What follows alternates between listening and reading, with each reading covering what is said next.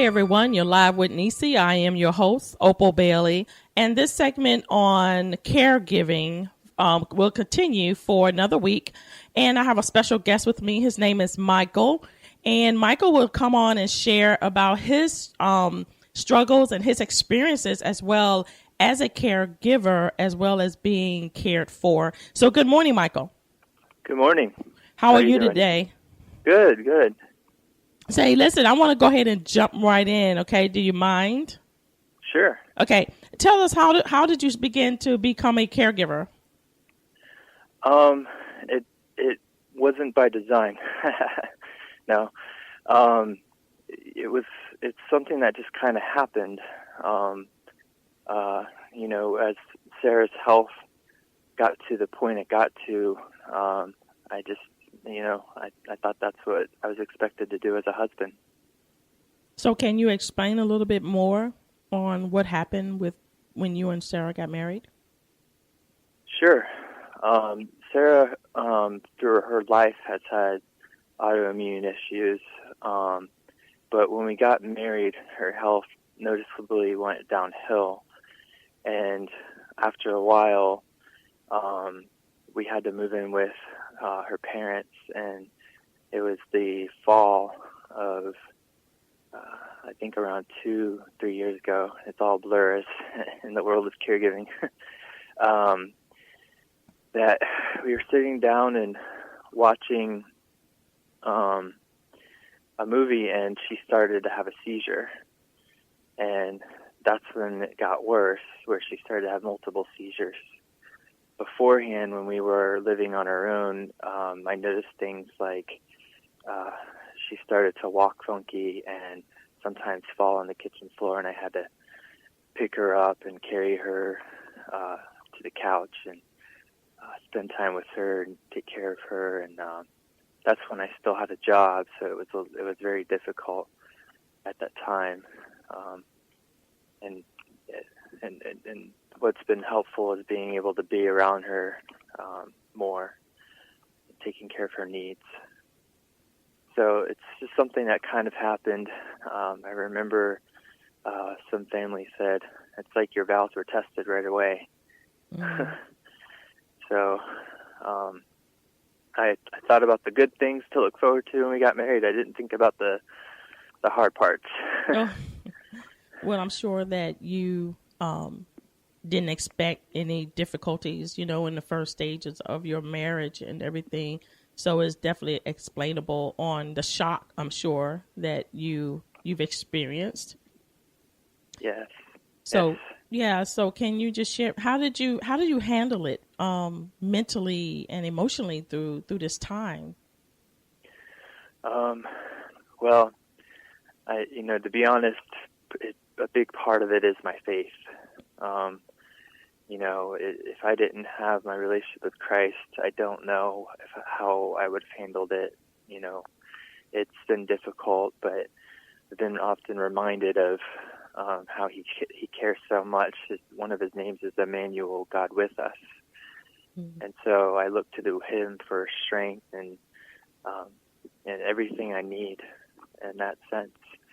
The second thing is people who care, who listen and try to help in different ways, whether it's praying or supporting us somehow or encouraging us.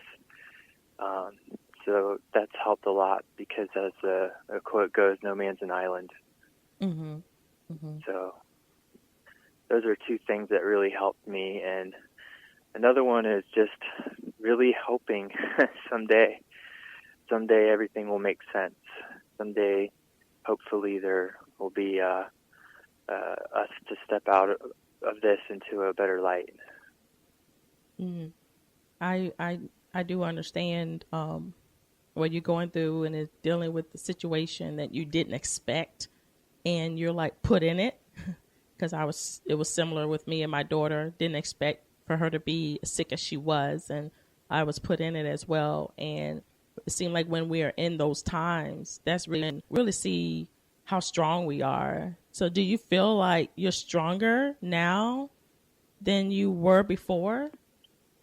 I feel a combination. I feel like in another way, everything becomes kind of transparent. You really are tested for what's there when things are tough.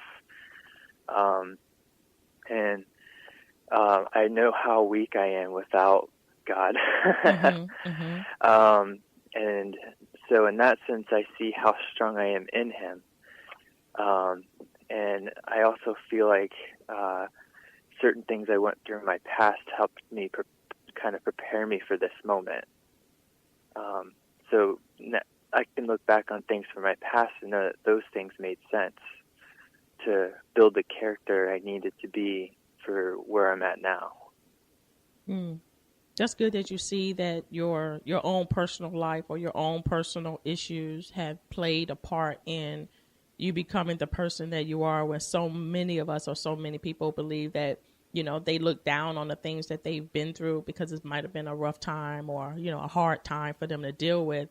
And they don't really look at it as something that made them better or stronger to be able to, to handle things. So that's really a good positive insight that you've acquired to look at your past and say, wow, this helped me to be, stronger as a person and your faith as a husband. So how does Sarah, how is she handling this situation in her life as well? It's been difficult. I've seen, through this journey, and it's been a long one. The various emotions she's been through, the various ailments she's been through. I've seen moments where I can make her smile and laugh. I've seen moments where she's been breaking down in tears and pain, losing sleep. So there's times where, she gets encouraged and looks forward to a better future. And there's times where she knows God is there with her now. And then there's times where she's like, oh, this is so difficult. Can you just take me, Lord? Yeah. So I've seen and witnessed the whole gauntlet of emotions. Yeah, and she's with the same with other people too. Other people feel the same way, and we do feel that okay, it's enough. Get me out of here. It's like that. Beam me up. Beam me up, Scotty. Let's go. I'm ready to. I'm ready to. I'm done, Lord. This is enough for me. But God keeps us here for a reason, and like you said before, you may not know what it is, but He has a purpose. Right. If there's nothing else for you to be on this radio station to let people know the struggles that you have as a caregiver, and not only you, but other people, yes, are struggling. Go ahead. And there's some things that we don't see yet as to why things happened, what were allowed to happen. And there's some things we get a glimpse into that just kind of gives us that encouragement we need. For example, there's been, our video that was spread. There was a young man who contacted me, a single young man, and he said, this is a great example of marriage. And I was, at first, I was kind of thrown back, like, oh, I thought he would kind of want some kind of, struggle-less marriage, if you will. And this other person said, they said, if this is what Christianity is, I want it. And I'm thinking, suffering is what makes you want this. So it's been a testimony in a way. I've been able to also kind of share with young people who were scared or leery about marriage, and they said, seeing how you are committed makes me want to think about marriage someday. Because it, you're a living example that the stats aren't completely true. And I would get to share how it's very important to get to know each other when you're meeting someone, and how that really pays off in the long run.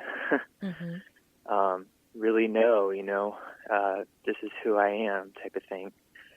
And that's, Sarah and I built a strong foundation, and she was very upfront with me when we first met, she said, I have, an autoimmune condition, and sometimes it can flare up and that kind of thing. When we first met, she was more functional, but she hasn't had a seizure before, but she was very upfront, and I said, I want you. I feel like God brought us together. So I was up for the call, if you will. Well, you know what?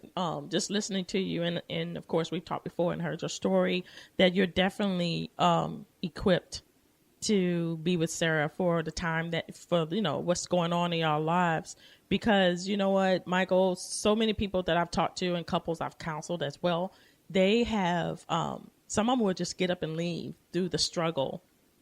They would get up and leave through the situations, whether they have to care for their wife or to care for the husband. They feel like that is not, their calling in a sense, or what they were really meant to do, or to hang in there. And they forget the vows that says for good and bad, you know what I'm saying? Sickness and in health. Yes. And so, go ahead. I was going to say that's something that really is dear to my heart, is making an impact on those kinds of people, because that's one of the things that really breaks my heart, and I can only imagine the heart of God. And one of the things I think about is, would God ever leave me? And he wouldn't.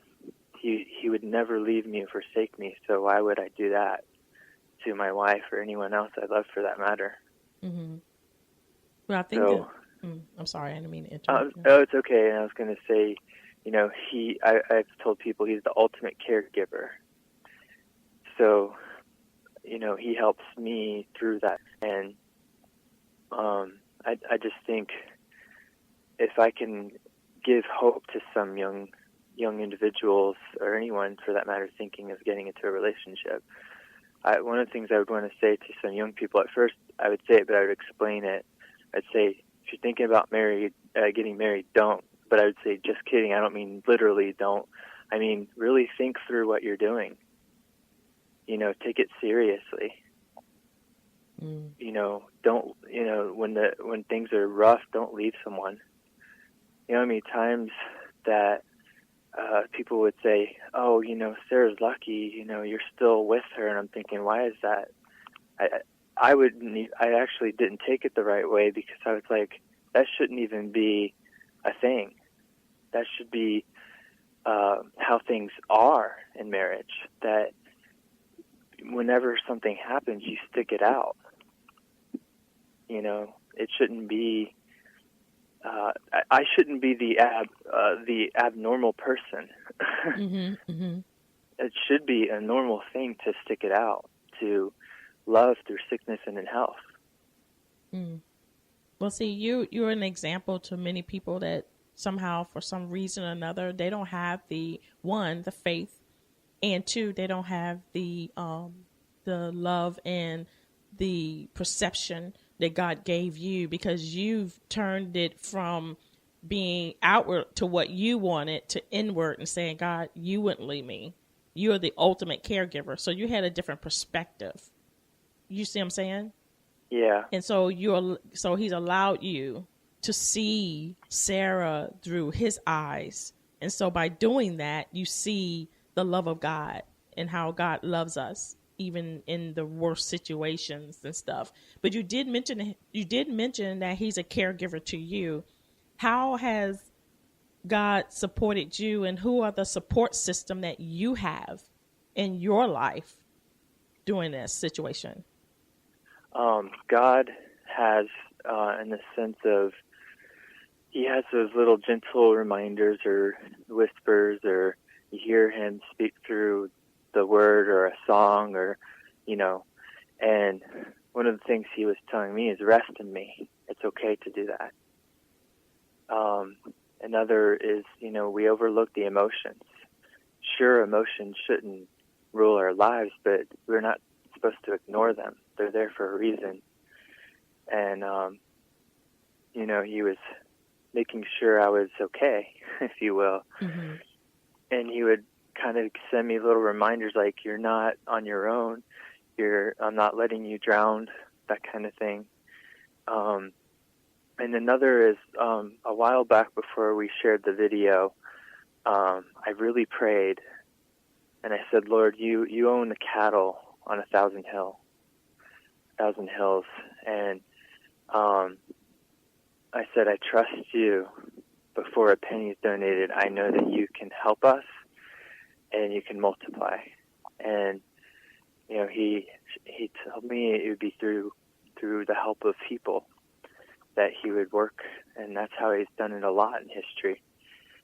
And the video was shared; it went viral. And at that time, Sarah's health was really bad, so bad that a lot of doctors said she was acute, which means kind of on the line, she can lose her life. And we were able to bring her to this place in the west coast of Florida that I really believe helped her a lot. We were there for about a month and a half. And even though she still has different ailments and deals with a lot of different things, I feel like at the time, our main thing was keeping her alive. And afterwards, I feel like I don't feel like she's been on the line, if you will. Mm-hmm. So he's helping those different ways. He sent people to encourage, to pray, to support financially, that kind of thing. Mm-hmm. And it was humbling. A lot. I think I don't know if it's just limited to America, but a lot of people are kind of leery about asking for help. And I've learned through this journey, it's okay to ask for help. Mm. And it's okay to be vulnerable. It's okay to share your story, because the right people will care. The right people will listen to your story. And the right people will help. And you don't know until you ask. That's true. So, Michael, can you explain the video that you just talked about so that the listeners can understand what you're saying and how they can look at the video as well? Sure. It's on YouTube, and it's called Recovering Sarah. And Sarah's name is spelled with an H, Sarah. And in the video, my aunt helped put it together as far as piecing the various clips and the music, but it was one of the most difficult things to do because I had to record Sarah having seizures or various ailments that she was going through, and it was the last thing on my mind as her husband to do that. At first we were recording her health condition for documentation purposes, but we realized we can use it to make a video. At first we didn't want to do it, but a lot of people encouraged us to do it and said, look, I know that it would be hard, but if people saw it, they would really want to help. And so after a while, I was able to record some, and it wasn't at the time some of the worst I saw. But I was able to record it, and then my aunt pieced clips together. In the beginning, you'll see us dancing at our wedding, and that's when she was able to stand.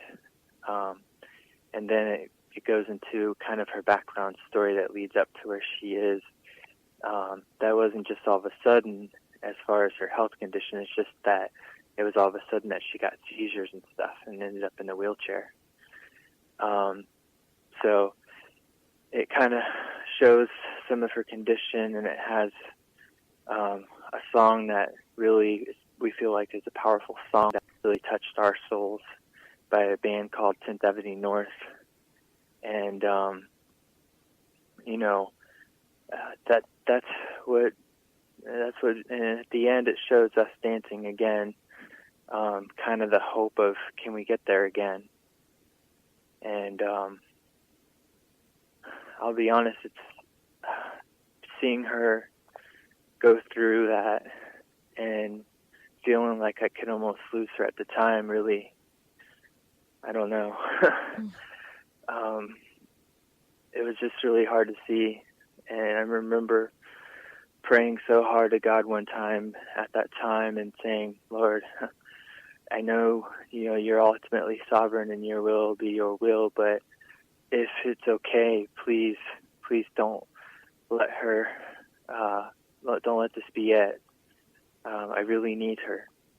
And almost a week later, this is before we went to that facility in the west coast of Florida, she felt like she was going to die. And, that feeling like, and, but then it's like she heard God's voice and he said, are you sure? Michael still needs you. Mm.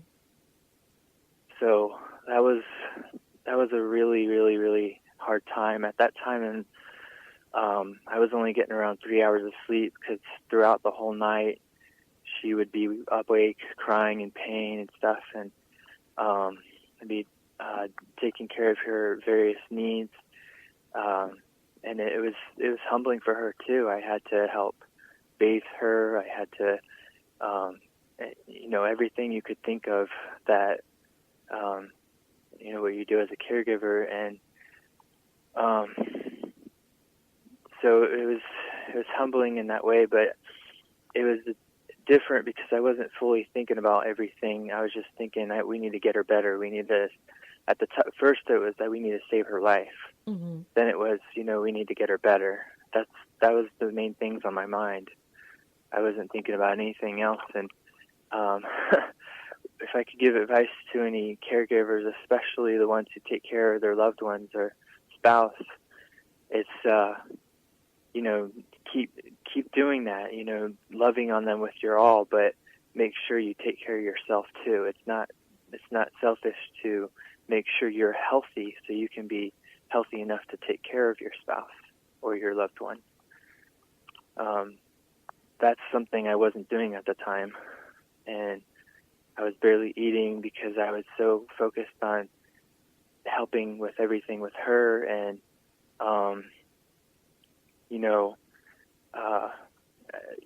trying to get the message out to people about the video and everything, that I wasn't thinking to,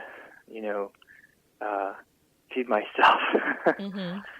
I was just like on tea, and it helped curb my appetite. And, and another thing is, that's been one of the most difficult things. Sorry if I'm all over the place. No, you're fine, Michael. Is at the time I didn't talk about it because I didn't want to burden people, but a month after Sarah had her first seizure, I had a seizure and went to the hospital. And we didn't know it. We thought it was a fluke at the time, and almost 2 years later, I got tested and found out that I had Lyme 2 with the co-infections, and that was one of the second hardest things to hear, because I was thinking, here I am trying to do what I can with her and taking care of her, and then finding out about that. And Sarah had a feeling for a while. I was kind of in denial. Mm-hmm. But she noticed that my health kept going downhill since we got married. And there's studies that I didn't realize before. People can get Lyme not just through ticks that carry Lyme, but it can be through what you do in marriage. Mm-hmm. So that was difficult. But even though it's been hard, and I'm like, why did you allow this? That kind of thing. There's the other side where I'm like, I can empathize with her even more so. I can understand I'm so sorry. Go ahead. Oh, it's okay. what she feels and things like that. So, thankfully, on the one end, it's if you don't get it right away within the moment you start having symptoms, then it would be considered late after 2 months. So, if we don't do things to help our health conditions, we can go backwards. But, I take different things and I try to lay low. Last year, 2015, I had various seizures, taking issues with walking normal in the evening, and couldn't do certain physical things I used to do. Sarah's parents have been a huge help. If I don't, that's another thing, is if we didn't live with them and we were in another state, I think it would have been way more difficult. But they help with different things like making meals. I used to do that myself, but in the evenings I'm not good anymore. And we all kind of pray and, that kind of thing. So they do a lot of different things that I used to not be able to do. I'm sorry, I'm all over the place. No, you're fine. Can you explain a little bit? I know you talked about Lyme disease, but can you explain for those who don't know what that means? Sure. Thanks. One of the funny misconceptions is people call it limes, Limes, like it's lemon or lime. Now, what's helpful is there's something called the Lime Challenge, where they take a bite out of a lime to kind of talk about it. That's every May, the month of May, they have the Lime Challenge. It's kind of like the ALS Ice Bucket Challenge.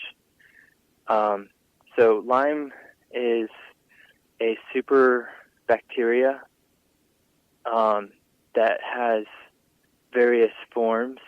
3 of the main ones that have been talked about for a long time. And it wreaks havoc through your body. It mimics other conditions such as MS and things like that. It can go throughout your whole entire body, your brain, your heart, various parts. It makes your immune system very weak.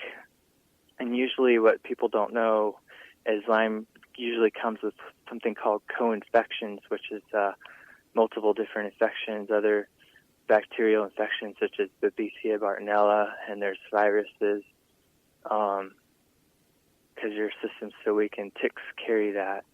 So for Sarah, she was infected when she was young by it, but it didn't flare up really bad until recently. And she has a genetic mutation that makes her more susceptible to biotoxins and infections. And so basically, in essence, it's a superbug, a super bacteria that wreaks havoc throughout your body. Some of the symptoms are something called, what they call, the Lyme community calls brain fog, which is just, it's harder to think. It's harder to remember things, harder to focus, and chronic fatigue, pain throughout your whole body, and joints, very tired, heart pain, chest pain, pain through your brain. And then no 2 Lyme people are exactly alike. There's a documentary called Under Our Skin, and it goes through the history of Lyme, and doctors and scientists talk about it. Patients talk about it. There's some people who can walk normal and you wouldn't even know, and so sometimes it's that invisible illness, if you will. They look okay on the outside, but on the inside they aren't. Then there's those who end up in wheelchairs and have seizures and stuff like that. So I remember when we went to the west coast of Florida, there was people like Sarah in a wheelchair and seizures, and then there's people walking normal like me.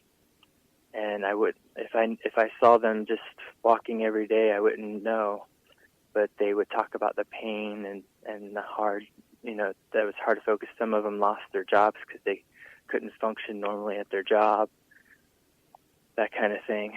And if not taken care of, you can get worse, and there's a lot of people who have lost their lives from it. So I don't know if that was helpful or not. Yes, it was. When you mentioned taking care of yourself during your bout with Lyme disease, what are some of the things that you have to now change with this? One of the things is giving myself permission to kind of rest more. I feel like being the man and caregiver, I have to kind of be on the go, trying to do what I can. And I'm so thankful there have been people who have said, it's okay to rest. We don't expect a lot from you. And I don't know how many times I would apologize on social media and say, I'm sorry I haven't gotten back to some of you. I'm just so, tired and fatigued and I can't think straight and, that kind of thing. I've had like over 500 messages, so it's still getting back to them. Mm-hmm. But just, eating healthy. I've been eating healthy the whole time, but my diet and Sarah's became way more restrictive ever since things got worse.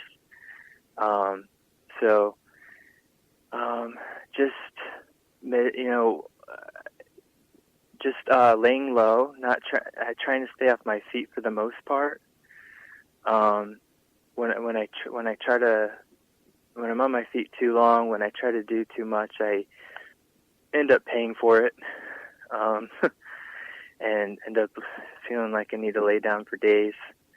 I think it's harder as a man in the sense that a man feels like he needs to take care of things for, be the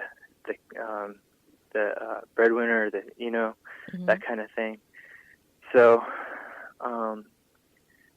just allowing myself to rest more. That's one of the biggest things. And actually, that was one of the pieces of advice that a fellow caregiver gave to me. This woman who takes care of her husband, she said, it's okay to rest. I used to think it was selfish to do things like that. But now it's important to know that, because then you can do more when you rest. So I guess that's one of the things. And another is, as far as on the other end, I know that, the love offerings can come and go, and I've been trying to be creative, like what can I do if, I can't do certain physical things, what can I do from home? And so I've learned about social media, digital marketing, that kind of thing, and going for certifications. It's difficult because of the thinking process involved. Mm-hmm. Sometimes I have to rewatch a video or reread an article or things like that. But still been learning by the grace of God. So that's something I've been trying to do. I don't know if it just makes me feel better that I'm trying to do something for us. But other than that, it's been really helpful to read and hear other stories of other people, so that way we don't feel alone. So those are some things that I've changed. I guess another is just I've become more vulnerable than I used to be. I used to be a little bit more private, but I've learned through this journey that it's okay to be vulnerable and share the story. And I've had so many people write me private messages saying, thank you so much for being vulnerable, and I feel like that's authentic, and it encourages me to do that myself with my own life. So I would love to see a trend-setting, a change where more people feel like they can open up in life. Do you feel that by you opening up that it has given you more strength, more faith, or anything like that? Yeah. It does come with it's a double-edged sword, if you will, because there's been some amazing, wonderful people through the journey who have had a listening ear, encouragement, prayer support, that kind of thing. And then there's been others who have been insensitive And that's kind of the risk you take with being vulnerable. But I obviously have to kind of go to God, and when the hurtful ones come, and be reminded, forgive them for they know not what they're doing, and it's not always easy. There's been some have thought, oh, it must be that you don't have enough faith or things like that you're going through this. But the positive is it's caused me to dive deeper in the Word and see the whole picture about healing and suffering and things like that, and it's not a cookie-cutter thing. And the Lord's the one who gives faith. So, but, there's the other side, and I look at it like this. The negative side that I went through is a way I can empathize with other people who go through it too. Mm-hmm. Mm-hmm. So it hasn't been easy on that end. There has been people, it's kind of like they have their pet way of, this is what will fix you, this is what will cure you, and a lot of people, if I can give advice to anyone, I would say, be more quick to listen and slower to speak. Because if you actually know where someone's coming from, you can have better advice. And, I even told myself through this journey, I don't want to be like that to someone else. I want to listen more and listen with my heart. There's a story in the Bible in the book of Job that when Job went through all he went through, in the beginning his friends did what was right. They actually listened and mourned with him. But then after a while they started giving their advice and what they thought was wrong, and it turns out they were all wrong. Mm-hmm.